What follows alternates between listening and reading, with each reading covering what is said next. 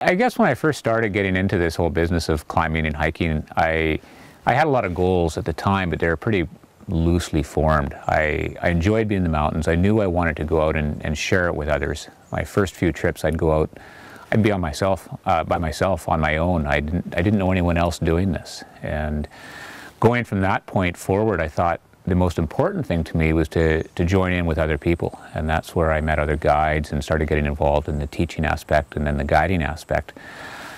I can't honestly say that I ever really looked at a goal like Everest and said, hey, that's where I want to be someday. I knew I wanted to climb big mountains. I knew I enjoyed long trips.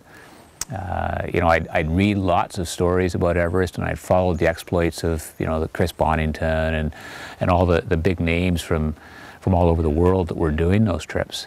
And part of me, when I was, you know, listening to these stories and reading the accounts and reading the books, is I think, it can't be as all that hard. So there was an element of knowing that it was something that wasn't beyond me, something that I could achieve someday. You know, it wasn't until, you know, quite a few years of guiding that I started getting to the point that many of the folks that would come on our trips were expressing interest in going up Everest, and I started thinking about it again and said, well, yeah, let's see if that works. And my common refrain for many years was, if the sun and the moons align themselves perfectly, then yeah, I will. I'll take a stab at Everest. And that's what happened in 2008, and everything did align perfectly. We had perfect weather. And I guess the sun and the moon and the planets all aligned as well, because we got up and down just right, and took some amazing people up there and met some amazing people along the journey, and now we're doing it again. We took another group up last year and have a team plan to go up in 2011 and have lots of folks that are interested. And would I go back? I would. I enjoyed the mountain. I enjoyed the journey. I enjoyed the people.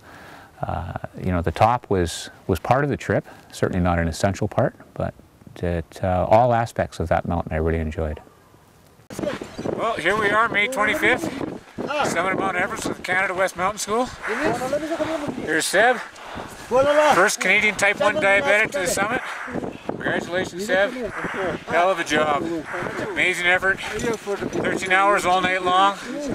Now we got hopefully a little bit shorter going back down.